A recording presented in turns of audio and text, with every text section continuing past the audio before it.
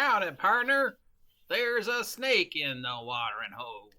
It's your boy, Marshal OGGM of the Pinkerton Detective Agency. Got the pressure late. I just scatting. I'll be your huckleberry. All right, we got more bits and bobs of this story that never ends regarding the Pinkerton Detective Agency going after old school Magic the Gathering's possibly legal, possibly illegal purchase of magic cards and removing them from his presence without a warrant.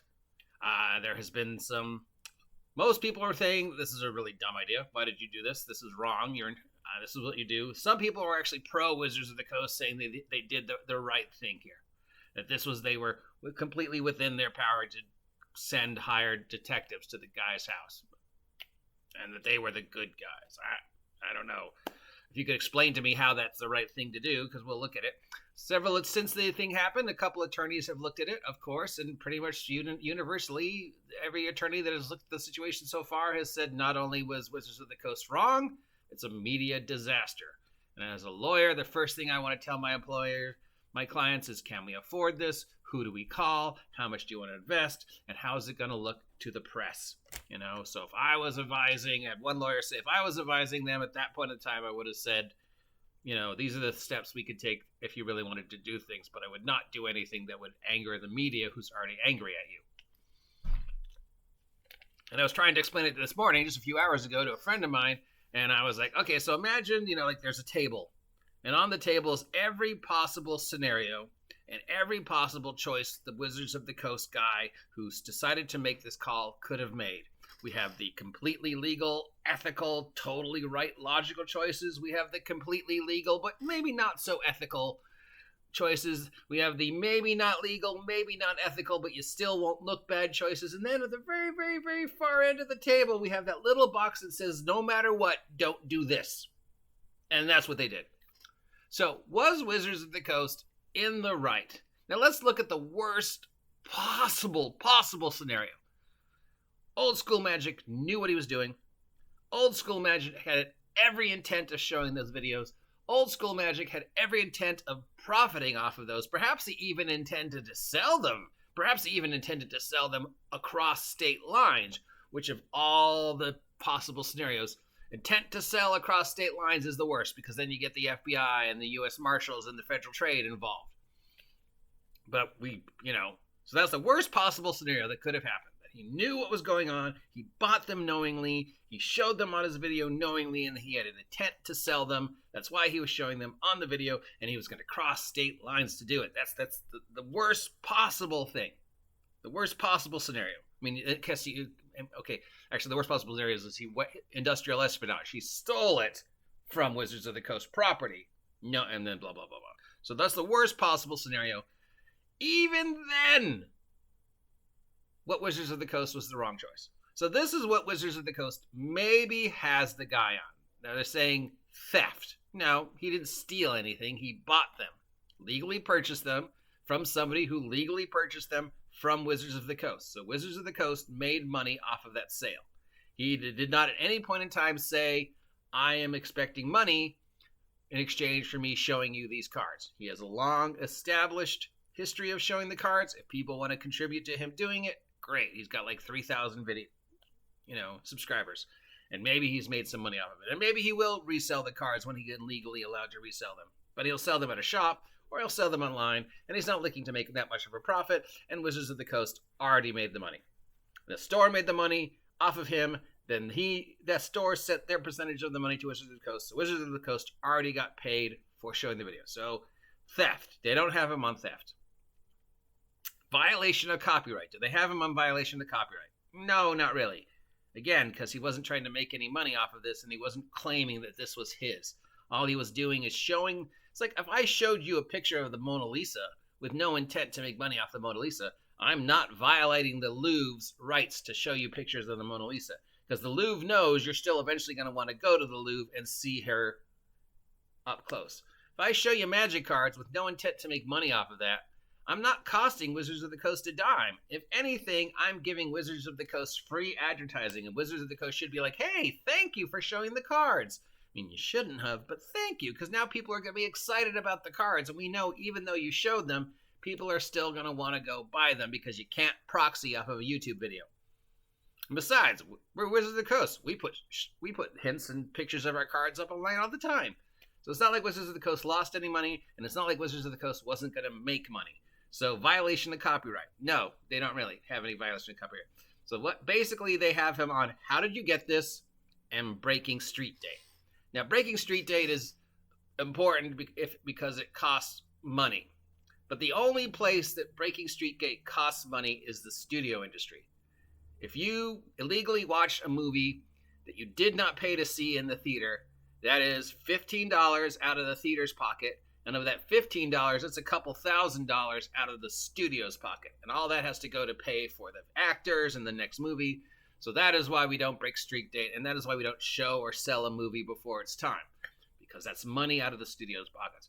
Now, in regards to like comic books or whatever, or magic cards, you don't really lose any money for the guy selling the magic cards or showing the magic cards before street date. Because you still bought them. We still made them. And they're not tournament legal, so he can't play them until they go street legal. So all the guy could do is maybe resell them. And if he was trying to resell them before street date, then Wizards of the Coast would have had him on something. But right now, they don't really have him on much of anything. Nothing that could really go to court, you know. And even, you know, if they had him on theft, they should have called the police, got a warrant, followed the proper procedures, investigated the store that sent it to him. If they have him on copyright infringement, you have the lawyers send a cease and desist, you call YouTube, you have YouTube take down the videos and demonetize them while you take them to court for violating copyright. Breaking street date. Well, breaking street date is a civil case at best. And again, if he's breaking street date and that's all you have him on, you call your lawyers file a cease and desist, there's a phone call, take these down or we're going to court. You contact YouTube and you say, YouTube, take down his videos and demonetize him. We're Hasbro. And what YouTube will go, I would way more be upset if I lost Hasbro money than I lost this guy's money. So I will gladly take his videos down and demonetize him. That's what you do. So these are all the choices. There's the perfectly legal, perfectly ethical choice that we talked about at the beginning. You follow the steps. Call the lawyers, call the police, call the FTC, call YouTube, present a media-friendly response to this so you don't come out looking like a bad guy. Because remember, Wizards of the Coast, your public perception right now is awful. Perfectly legal, perfectly ethical. You could have kept it on the down low. Nobody would have gotten upset. All right, then we go to the second box. The second box is, okay, legal, but maybe not so ethical. You know, that's the threatening phone calls, the cease and desist, the other stuff, the investigating the guy, digging deep into his life. Okay, ethical, not ethical. I mean, it's a simple civil matter at the end of the day. But again, completely within their rights and completely they could have done it and there would have not been as much of a dust up. Then we go to the third choice. Okay, maybe not so legal, maybe not so ethical. Again, there's things that they could have done, people they could have called, steps they could have taken that people would have frowned on them. But again, they could have gone, hey, we were within our rights. We called the proper authorities. Maybe the way we read it, maybe there was some entrapment, blah, blah, blah. We did some things that might not be so ethical. You're angry at us, but then you're already angry at us, whatever. Then there's, let's call private detectives, security guys, who have no legal authority whatsoever, have them, one guy out of all the people who have done this, go to this guy's house, harass him and intimidate him into letting us into his house, and then harass and intimidate him into giving him the product that he legally purchased, as well as his trash, and then leave. Do not give him any contact information. Do not give him a receipt. Do not present him with a warrant. Just give him a phone number that you can call for a guy that is expecting the phone call who will then try and make it look okay. And I gotta admit, the guy, old school MTG, is handling this way better than the rest of us are. Because the rest of us are all like angry for this guy, like, do something. And he's like, you know what? It's all okay. They were nice to me at the end.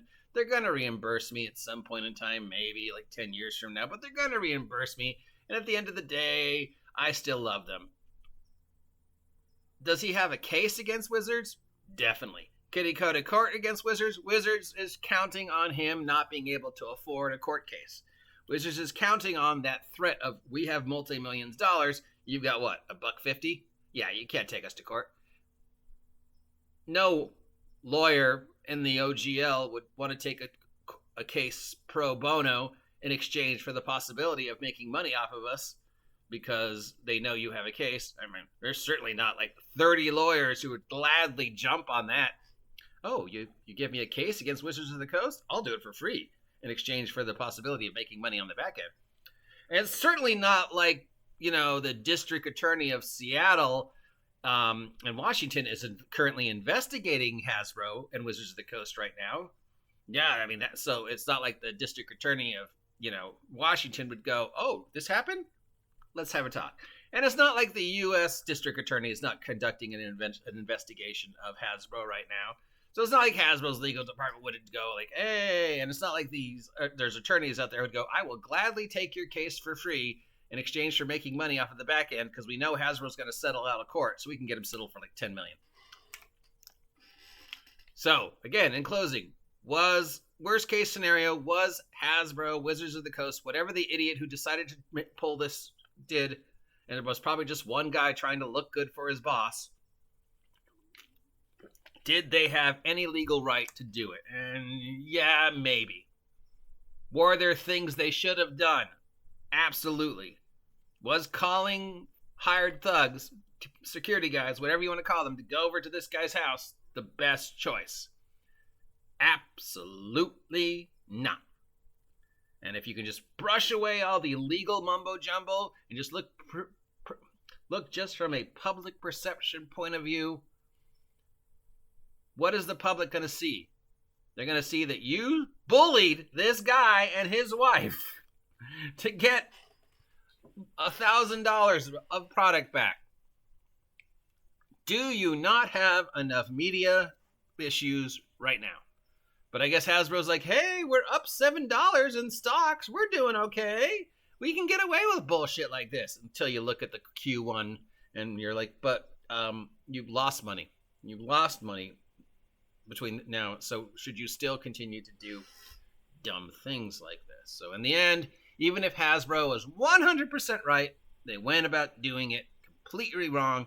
There were choices they should have made that would have looked better for them and would allow the situation to be handled legally, ethically, morally, and would stood up in a court of law, and there would probably be a lot less BS and negative opinion of them right now had they just made the right choice. But I don't know. Maybe I'm wrong. Any of you out there, attorneys, tell me if I'm wrong. Hopefully this is the last we talk about this, because I don't want to talk about it anymore. I'm sure there's something far more exciting we can talk about. Till next time, I'm the OG GM. I'll talk to you later. See ya.